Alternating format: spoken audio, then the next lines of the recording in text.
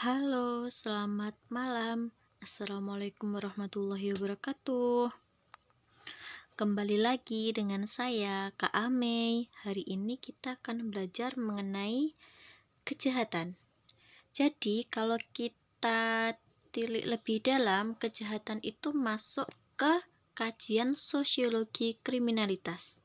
Nah, itu adalah ilmu yang mempelajari tentang perilaku kriminal dan perilaku tersebut tentunya dapat menimbulkan penderitaan serta kerugian. Nah, salah satu objek dari kriminalitas itu adalah kejahatan. Selain itu ada perilaku dan reaksi masyarakat. Nah, untuk malam ini kita hanya akan membahas mengenai kejahatan.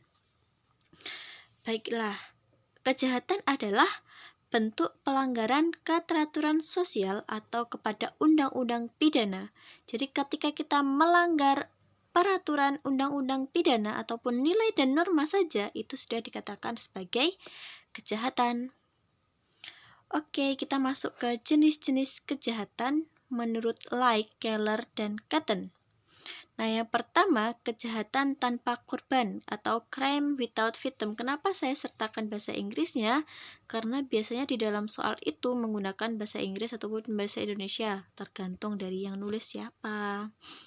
Nah, kalau yang ini jelas, kalau tanpa korban dia kata kuncinya adalah tidak membawa korban. Contohnya adalah mabuk-mabukan. Nah, yang kedua itu adalah kejahatan terorganisir.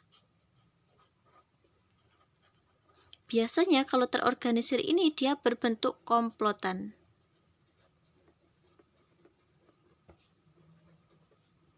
Atau organized crime.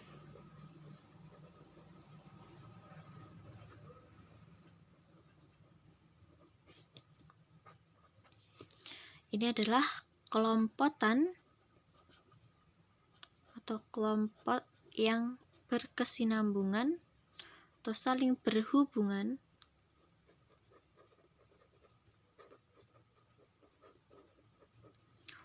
untuk memperoleh uang atau kekuasaan. Ayo, bisa ditebak ini contohnya apa? Tentunya melibatkan banyak pihak. Contohnya adalah korupsi. Karena ini tidak mungkin dijalankan hanya oleh satu orang. Jadi kata kuncinya adalah kelompokan berkesinambungan. Nah, yang selanjutnya itu adalah kejahatan organisasi transnasional.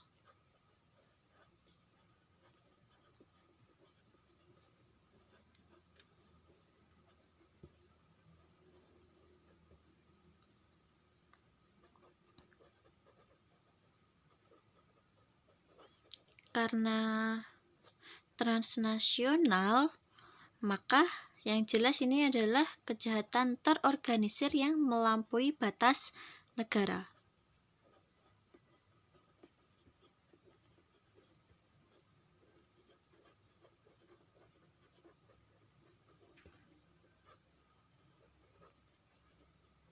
Contohnya ada penyelundupan kayak gitu.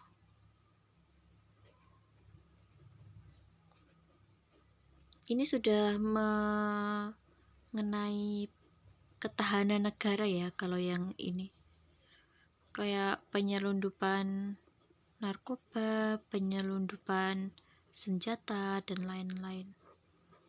Biasanya kan lewat kapal-kapal seperti itu. Nah, selanjutnya, ini yang di beberapa soal saya menemukan keluar itu adalah kejahatan kerah putih atau dalam bahasa Inggrisnya adalah white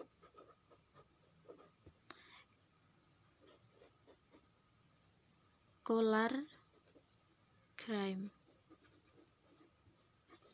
Nah, ini kata kuncinya cukup mudah, kita mengenalnya dengan kejahatan yang dilakukan oleh golongan tinggi.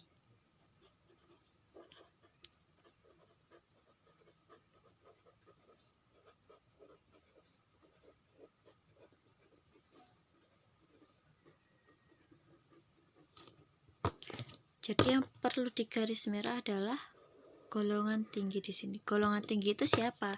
Ya tentunya orang-orang yang berkuasa atau dia yang punya jabatan. Contohnya biasanya dia melakukan, kalau di dalam perusahaan, dia bisa melakukan penyelundupan uang perusahaan. Korupsi itu juga bisa, sama ya. Pokoknya orang-orang yang mempunyai jabatan itu dia yang melakukan kejahatan, itu namanya white collar crime.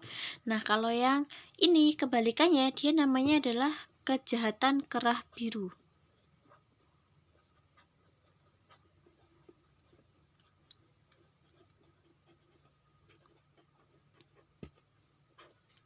Atau blue collar crime.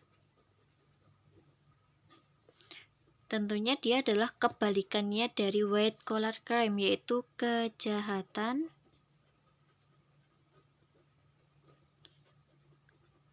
yang dilakukan oleh golongan rendah. Ini kayak manusia-manusia biasa yang tidak punya status sosial tinggi di dalam masyarakat. Kata kuncinya berarti oleh golongan rendah. Contohnya itu sangat mudah, biasanya terjadi di sekitar kita, yaitu kasus pencurian ayam, terus HP, dan lain-lain. Jadi bisa dipahami sampai di sini macam-macam kejahatan. Ini beberapa kali di soal SBM itu muncul. Jadi ini adalah bagian dari kajian kriminalitas. Jika tidak ada yang ditanyakan, mungkin saya akhiri sampai di sini. Bisa menghubungi saya lewat WA lebih lanjut. Oke, terima kasih. Saya akhiri. Assalamualaikum warahmatullahi wabarakatuh.